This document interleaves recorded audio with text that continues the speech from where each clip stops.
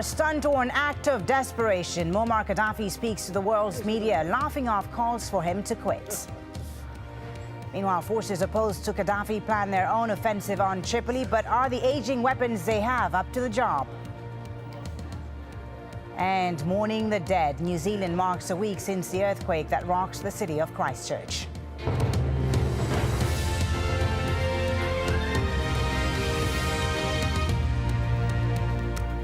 Forces loyal to Muammar Gaddafi have attacked targets across Libya overnight, but the strikes appear to have had little effect on the morale or the determination of those who want to see the Libyan leader forced out.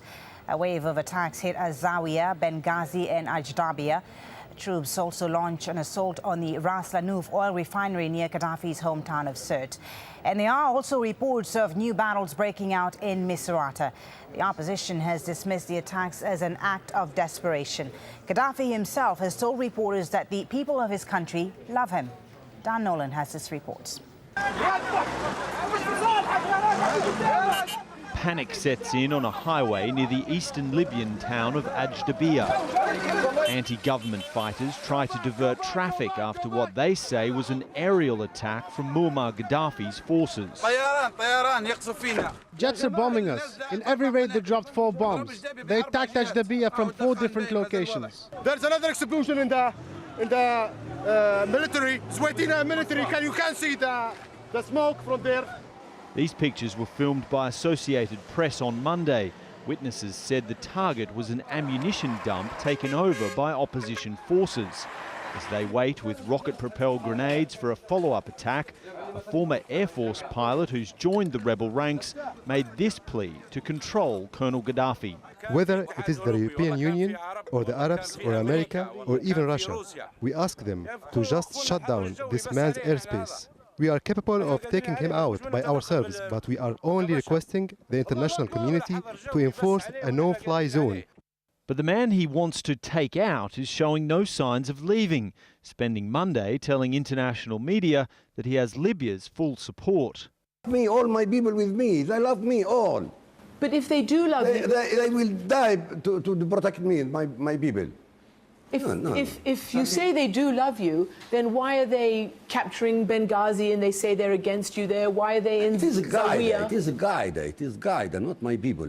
In an interview that will do little to convince the international community that he's of a sound state of mind, Colonel Gaddafi also laughed off mounting pressure to leave the country.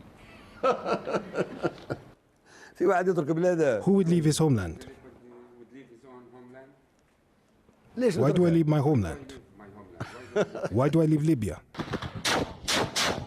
That means the bloodshed and fierce firefights aren't likely to stop anytime soon.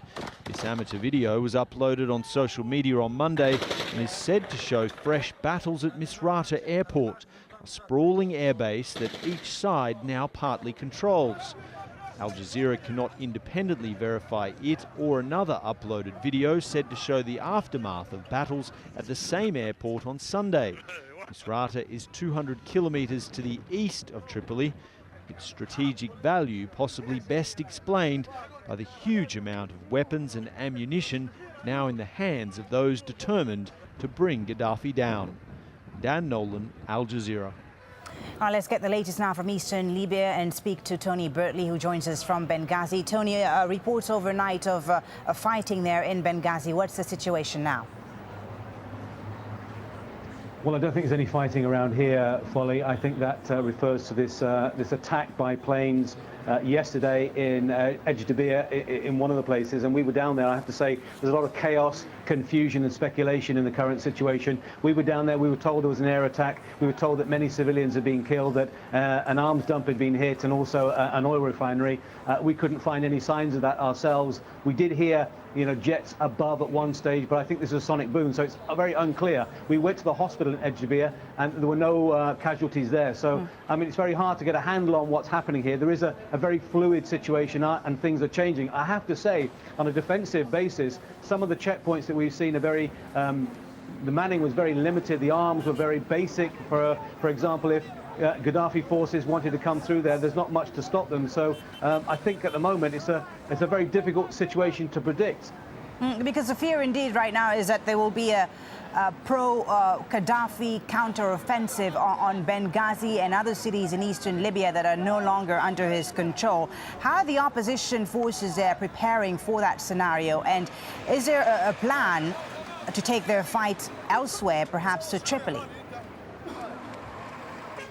Well, if there is a cunning plan, we haven't seen it. It's true there's a mobilization going on here, but I think now, after the euphoria of liberation and the celebrations, they're dying down. There's fewer V for victory signs on the roads now. There's a sharp intake of breath, as if to say, what next? I don't think anyone here is prepared or has a stomach for a fight. You've got some very heavily armed Gaddafi forces 400 kilometers down the road in Sirte, his hometown. And I think if at all possible, they want to avoid that. They're hoping that reason will be seen in the end, and Gaddafi will realize that the walls have come tumbling down. He has no option but to go. But at the moment, he is cornered with rhetoric and by people in Tripoli, and also his forces in Sirte are cornered. They have no way out at the moment. So I'm sure behind the scenes negotiations are going on. We did hear that Gaddafi had appointed someone to talk to the tribal elders, so that may bear some fruit. But I think militarily, we're a long way off anything like a force from eastern Libya going towards the capital now. Oh, you say he's cornered, Tony, but certainly from the interview he gave to international media on Monday, he seemed to want to project a confidence, an air of confidence. What's the reaction there to that interview, and Gaddafi saying, for instance, that Libyans love him? Do they think he's still, able to lead this country, or are they scared of him at this stage, you think? Well, it's a combination of everything, actually, Folly, because I think they were laughing louder than he laughed in that interview.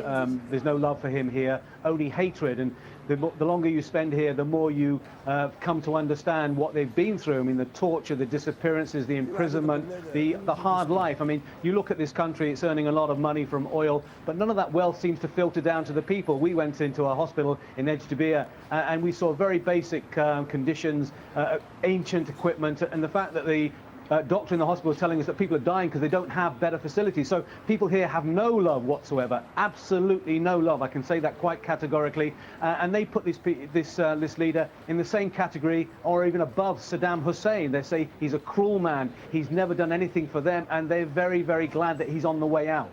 Thank you very much, Tony Bertley, reporting live there from Benghazi in eastern Libya. Now, as the fighting goes on inside Libya, governments are continuing to evacuate their people from the country. There were tears of relief from this man in Pakistan as he arrived home at Lahore airport. He was among the 170 evacuated on a specially chartered flight. In New Delhi, another 268 Indians have arrived home on a special Air India flight. Around 18,000 Indians were working in Libya before the unrest. 150 more migrant workers arrived home in the Kenyan capital, Nairobi, on Monday. Kenya says the flight was delayed by 3 days because Egypt refused to give clearance, citing safety concerns. Meanwhile, Nigerians evacuated from Libya are accusing the Gaddafi regime of atrocities against them. Nearly 1,000 have been flown home in the past 2 days, while another 1,000 are awaiting rescue. I have so many friends in Libya. They told me